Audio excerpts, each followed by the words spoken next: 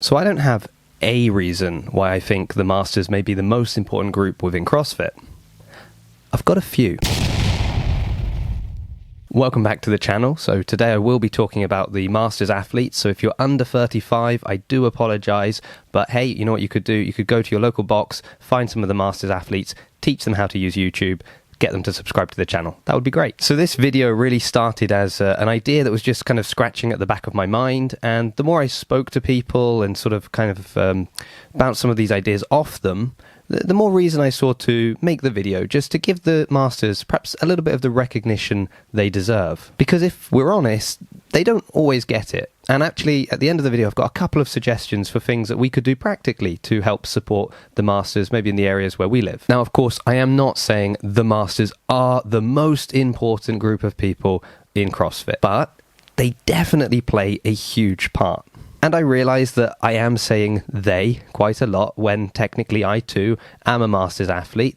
I also got 2 levels from this year's CrossFit Open. And talking about levels, I am actually going to be making a video in the near future about the first competition that will be using the levels that we received from CrossFit. So make sure you're subscribed to the channel so you don't miss that one. When we talk about Masters within CrossFit, that basically means 35 plus. Now, of course, it wasn't always that way. So here's a super fast history lesson for you on the Masters competition. So Masters athletes were first included in the CrossFit Games in 2010, but there was only one division, the 50 plus.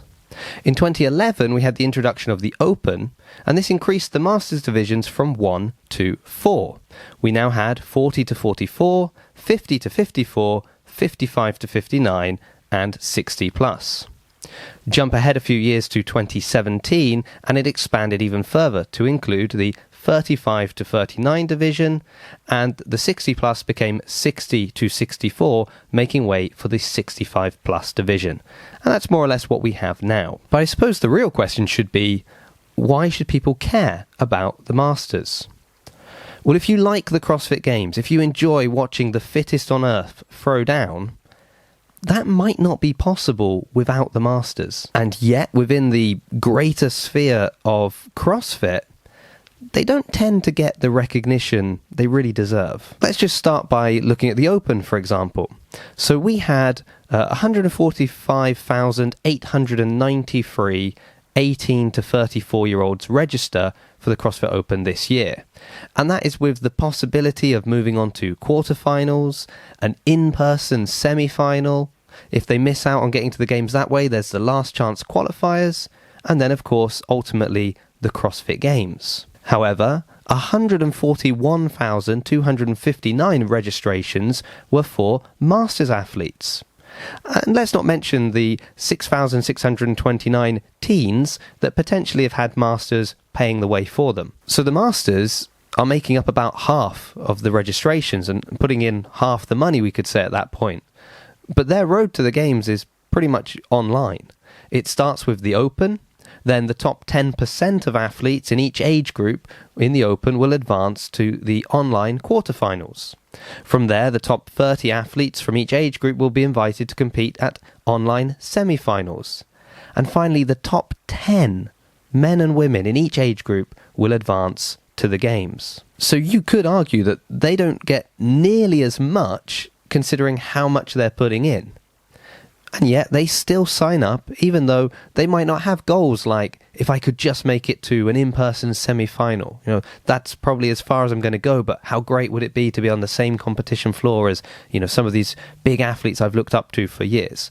And that's the kind of goals we often see in the elite individuals. And while I get it, and ultimately you'll hear things like, well, you know, the Masters, they're just not as marketable for kind of TV and sponsorship and things like that.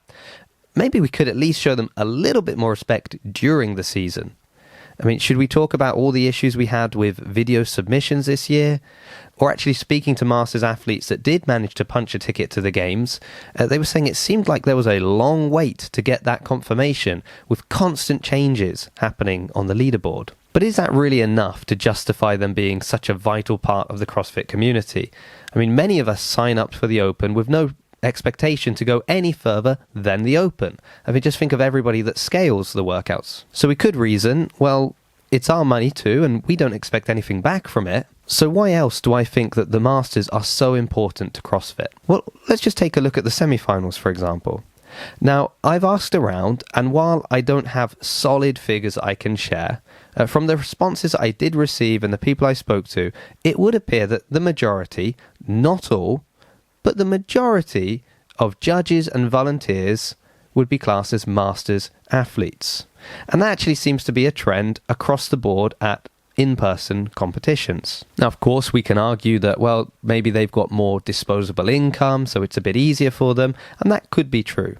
It's also true that they've probably got more family responsibilities. They're probably having to earn points with their partners or children during the weeks and months to make sure they can justify going away for a weekend to volunteer at these CrossFit events. And on that note of disposable income, I'd be curious to see what group of people is spending the most money in Vendor Village. Maybe let's just throw out one more reason before I start to mention the ways we can support the Masters. At the recent CrossFit semi-finals press conference, Justin Berg held up Strength in Depth as an example of how to make a semi-final financially sustainable by holding other events at the same time.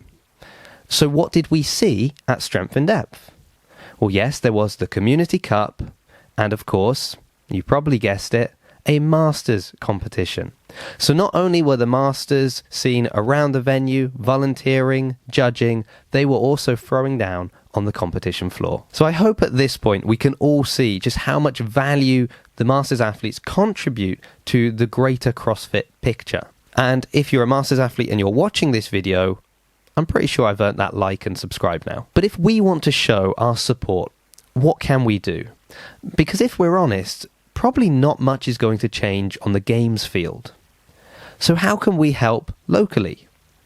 Well, for example, we have a number of Masters competitions. We have the European Masters, we have the Masters Fitness Collective, and we have the British Masters Championships, just to name a few. So if lots of Masters are at these competitions to compete, maybe this is a chance for some of the younger people to get involved volunteering, judging. This could be a way that they give back for all the times the Masters athletes have been there to volunteer and judge at competitions where they've been competing. Or what about those few Masters athletes that have actually made it to the games? Now, they're probably not being presented with the same opportunities for sponsorship and support as the elite individuals or team athletes are. So if we see that they're, selling t-shirts to support their journey or doing other things to pay their way, well, let's get behind them and support our local Masters athletes, because clearly they're supporting everyone else. And at this point, I haven't even mentioned how many box owners and coaches are Masters athletes. But that's obviously a rabbit hole for another day. But I was happy that I've been able to put into words just some of the thoughts and ideas I'd had regarding the Masters within the CrossFit world. And if you like the video, please don't forget to like it, leave a comment. If you haven't subscribed to the channel already, I really do appreciate that. And as always, if you have a topic idea or something you'd like me to look into, send it my way. I'll be happy to do that. So thanks for watching, and I'll see you again in a future video.